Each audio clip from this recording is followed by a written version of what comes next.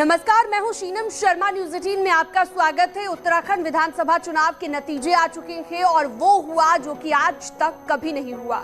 वर्तमान सरकार पर जनता ने फिर से भरोसा जताया और 47 सीटों के साथ बीजेपी को उत्तराखंड में एक बार फिर से प्रचंड बहुमत मिला के, जबकि कांग्रेस को फिर से पूरी तरह से नकार दिया गया। कांग्रेस एक बार फिर 20 सीटों से कम 19 सीटों पर ही सिमट कर रह गई। हालांकि कई बड़े चेहरे भी चुनाव हार गए, खुद सीएम धामी चुनाव हार गए, तो कांग्रेस में हरीश रावत, गणेश गोदियाल जैसे दिग्गजों को भी हार मिली है।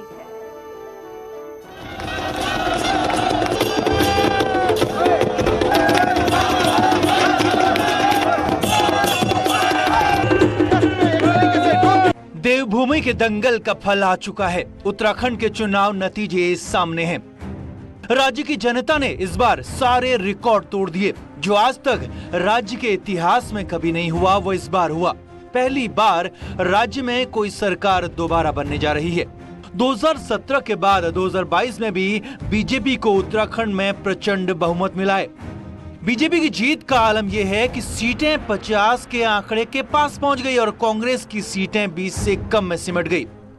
क्या कुमाऊं, क्या गढ़वाल और क्या मैदान, हर जगह, हर इलाके में बीजेपी को जीत मिली और एक बार फिर से राज्य में बीजेपी की सरकार बनने जा रही है।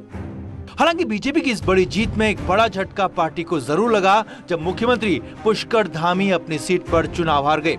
कांग्रेस के भुवन कापड़ी ने करीब 6,500 से ज्यादा वोट से सीएम धामी को हराया।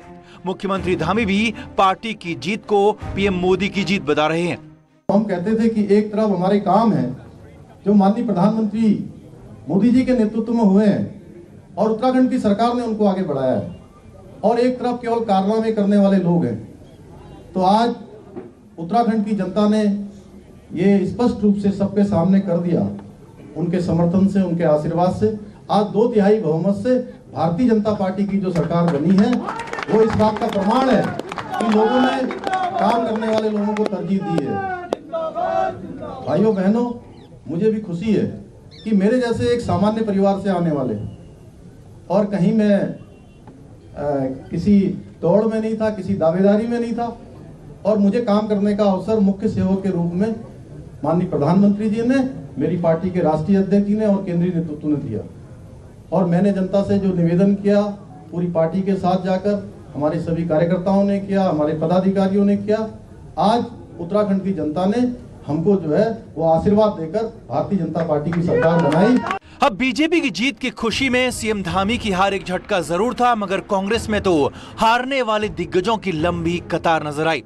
लालकुआं सीट पर कांग्रेस की कैंपेनिंग के चेहरे हरीश रावत चुनाव हार गए और हरदा की हार का अंतर यकीन से भी परे था। बीजेपी के मोहन बिष्ट ने हरीश रावत को करीब 17,500 वोटों से हराया। सिर्फ हरीश रावत ही नहीं, बल्कि कांग्रेस के प्रदेश अध्यक्ष गणेश गोदियाल भी श्रीनगर में अपना चुनाव धन सिंह रावत के हाथों हार गए। इन दोनों के अलावा भी जागेश्वर में गोविंद सिंह कुंजवाल चुनाव हार गए। थराली में जीतराम को भी हार मिली। मैंगलोर में काजी निजामुद्दीन हार गए। लेंसडॉन में हरक सिंह की बहू अनुकृति गोसाई रावत भी हार गई। रानीखेत सीट पर करण माहरा चुनाव हार गए। कोटद्वार में सुरेंद्र सिंह नेगी भी हारे। पिथौरागढ़ में चंद्रा पंत भी चुनाव हार गई। सल्ट सीट पर रणजीत रावत को भी हार मिली। देहरादून कैंट में सूर्यकांत धस्माना हार गए। और आशीर्वाद देता हूं कि वो एक सफल विधायक सिद्ध हों और जनता के विश्वास को कायम रखने में सफल रहे। हमें पूरा विश्वास था कि लोग परिवर्तन के लिए वोट करेंगे। कहाँ क्या कमी हमारे प्रयासों में रह गई, मैं उसको कहीं न कहीं कुछ कमी रह गई, उसको मैं स्वीकार करता हूं। और कैंपेन कमेटी के चेयरमैन के तौर पर, क्योंकि मेरी अगुवाई में चुनाव लड़ा गया, तो मैं जो हार हुई है उसकी पूरी जिम्मेदारी लेता हूं। और हमारे लोगों ने बहुत अच्छा काम किया, कांग्रेस जनों ने बहुत अच्छा काम किया, और जो हमारी पार्टी का नेतृत्व है, जिसमें प्रदेश कांग्रेस अध्यक्ष भी हैं, सीएलपी लीडर हैं, उनके सहयोगी हैं, उन सब ने बहुत अच्छा काम किया। मैं उन सबको बहुत बधाई देता हूं। प्रभारी बीजेपी की तरफ से हारने वालों में बड़े नाम सीएम धामी के अलावा कैबिनेट मंत्री यतीश्वर आनंद और पड़व चैंपियन की पत्नी देवयानी रही। बाकी बीजेपी के सभी बड़े और दिग्गज नेता जीतने में, अपनी सीट बचाने में कामयाब रहे। 2022 के नतीजों से साफ है कि राज्य में एक बार फिर से बीजेपी की आंधी आई, जिसमें बड़े बड़े कांग्रेसी उड़ गए, तो बीजेपी को एक बार फिर से प्रचंड बहुमत मिला है। Bureau report, news 18।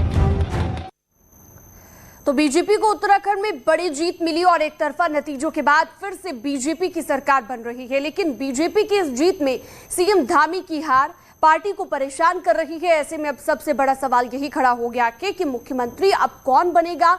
क्या सीएम धामी पर ही हार के बाद भरोसा जताया जाएगा या फिर कोई नया चेहरा राज्य का मुख्यमंत्री होगा। एक रिपोर्ट आपको दिखाते हैं।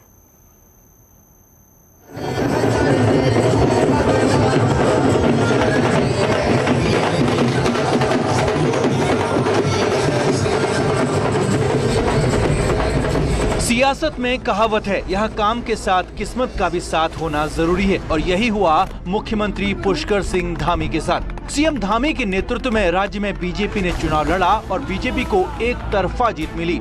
हर जगह बीजेपी का ही परचम दिखाई दिया, लेकिन खुद मुख्यमंत्री धामी की सीट पर बीजेपी के लिए अंधेरा छा गया। सीएम पुष्कर सिंह धामी चुनाव हार गए। 6,579 वोटों से सीएम धामी को शिकस्त झेलनी पड़ी। अब हालात ये थे कि सीएम धामी हर राउंड में अपनी सीट पर पिछड़ रहे थे, लेकिन बीजेपी की सीटों की संख्या लगातार बढ़ती जा रही थी। सीएम धामी हारे तो सवाल खड़ा हो गया कि अब मुख्यमंत्री कौन होगा, क्योंकि अब वो विधायक तो रहे नहीं, लिहाजा यहाँ पेंच फंस गया।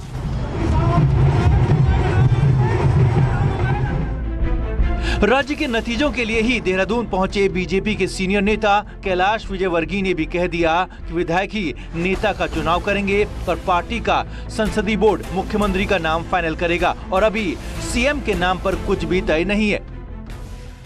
हमारे यहाँ कलेक्टिव लीडरशिप है, हमारे यहाँ इंटरनल डेमोक्रेसी है। विधायक दल का बैठक होगी, विधायक दल में नेता चुना जाएगा, उस नेता का नाम फिर पार्लियामेंट बोर्ड में जाएगा, पार्लियामेंट बोर्ड उसका निर्णय करेगा।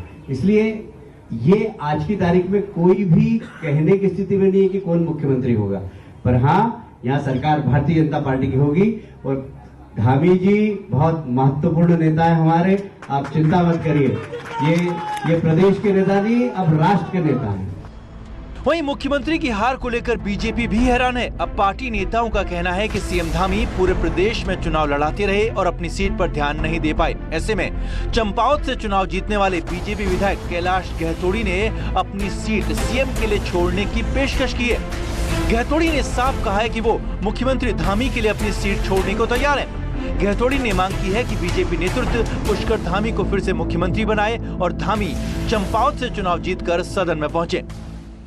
मैं सीएम धामी को बिल्कुल उनसे आग्रह करता हूं कि आपको वास्तव में सीएम बनना चाहिए, 5 साल इस प्रदेश की बाग को संभालनी चाहिए। मैं आज वास्तव में पूरे सर्टिफिकेट अभी हाथ में लिया है मैंने, मैं बिल्कुल अपने मन से तन से पूरी जनता की तरफ से मैं पुष्कर धामी के लिए इसको वापस सौंपने को तैयार रहूँगा और मेरी चाहत है कि एक बार फिर से पुष्कर धामी के हाथ में बाग डोलानी चाहिए। कुल मिलाकर बीजेपी को जीत तो बहुत बड़ी मिली, लेकिन जीत में पेच फंस गया। मुख्यमंत्री धामी चुनाव हार गए और इसीलिए एक बार फिर से मुख्यमंत्री के नाम को लेकर चर्चाओं ने जोर पकड़ लिया है। अब देखना होगा कि पार्टी सीएम धामी को ही चुनाव जिताने का इनाम देती है या फिर किसी नए चेहरे पर दांव खेलती है। Bureau report, news 18। और चलिए, इस पर ज्यादा जानकारी के लिए दीपांकर भट्ट हमारे साथ देहरादून से लाइव जुड़ गए हैं। दीपांकर, अभी हमने देखा कि चुनाव तो जीत गई बीजेपी बहुमत के साथ, लेकिन पेच फंस गया है सीएम के चेहरे को लेकर, क्योंकि सीएम धामी चुनाव हार गए और भी कांग्रेस के बड़े नेता ऐसे रहे जो चुनाव हार गए। किस तरह की चर्चाएं अब हो रही हैं सीएम के चेहरे को लेकर?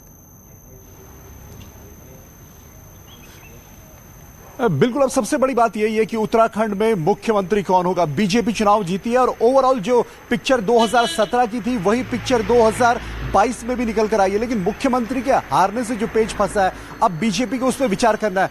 जो औपचारिकताएं हैं और जो एक पूरी प्रोसेस होती है नए मुख्यमंत्री को चुने जाने की, वो होगी। मुख्यमंत्री पुष्कर सिंह धामी आज इस्तीफा दे सकते हैं गवर्नर हाउस जाकर, और उसके बाद फिर विधानमंडल दल की बैठक, केंद्र सेंटर से पर्यवेक्षक आएंगे, विधानमंडल दल की बैठक होगी, उसमें विधायक दल का नेता चुना जाएगा और जो पहली जो स्थिति नजर आती है वो यही नजर आती है कि मुख्यमंत्री पुष्कर सिंह धामी के चेहरे पर ही बीजेपी उत्तराखंड में आगे बढ़ सकती है, क्योंकि जब जुलाई में मुख्यमंत्री बने थे 4 जुलाई को पुष्कर सिंह धामी, तब 6 महीने का वक्त था चुनाव में।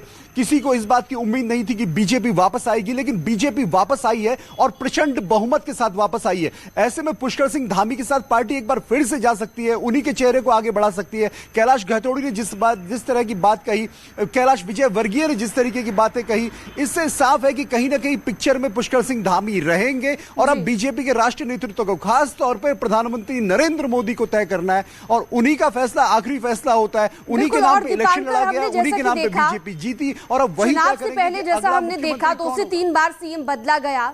अब एक नया चेहरा बीजेपी के लिए चुनना एक बड़ी चुनौती हम कह सकते हैं होगी। तो आप भी जैसा कह रहे हैं कि दोबारा से धामी के चेहरे पर ही दाव लगा सकती है या फिर कोई नया चेहरा जो है यहाँ पर निकलकर सामने आ सकता है?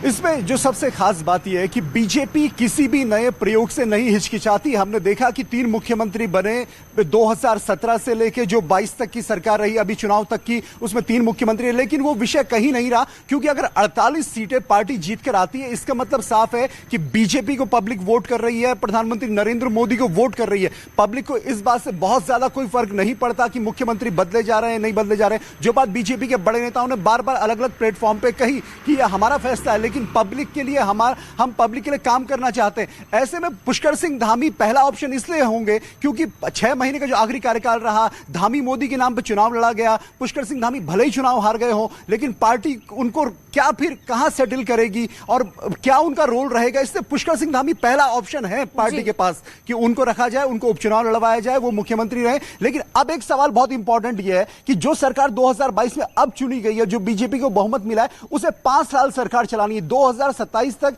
इस पार्टी को सरकार चलानी है। तो जो भी मुख्यमंत्री होगा उसके पास अगले 5 साल की जिम्मेदारी होगी और बीजेपी बिल्कुल नहीं चाहेगी कि जो प्रयोग उसे 2021 में 3 बार करने पड़े, वो प्रयोग उसे अगले 5 साल में कहीं पे भी करना पड़े। हमने उत्तराखंड में स्थिर सरकार बहुत कम नजर आई है। जितने भी साल उत्तराखंड में हुए, 2 से 2.5 साल के अंदर सीएम बदल जाता है, कांग्रेस हो या फिर बीजेपी हो। आपका बहुत बहुत शुक्रिया इस तमाम जानकारी के लिए दीपांकर। बीजेपी के प्रदेश अध्यक्ष मदन कौशिक भी लगातार 5वीं बार हरिद्वार सीट से विधायक चुने गए हैं और उन्होंने अपनी और पार्टी की जीत को पीएम मोदी की जीत बताया और कहा कि जनता ने उन पर भरोसा किया। बीजेपी ने वो मिथक तोड़ा है कि यहाँ पर कोई गवर्नमेंट रिपीट। मैं आज प्रदेश की जनता को हृदय से बधाई देता हूँ। मोदी जी के मार्गदर्शन में जो मोदी जी के प्रति विश्वास था, मैंने पहले ही कहा था, उस विश्वास को आज जनता ने सिद्ध किया है और एक प्रचंड बहुमत दिया है। निश्चित रूप से इसके लिए मैं जनता को हृदय से नमन करता हूं। सर, हरीश रावत जो कांग्रेस के कैंपेन के मुखिया थे, वो 14,000 वोटों से अपनी सीट हार गए। वो पहले ही तय था, हमने कहा था वो हारेंगे। सर, कब तक आप लोग विधानमंडल दल की मीटिंग बुलाने वाले हैं? वो बैठ के तय करेंगे, बैठ के। और यहाँ रुक रहे हैं एक छोटे से ब्रेक के लिए, जल्द लौटते हैं।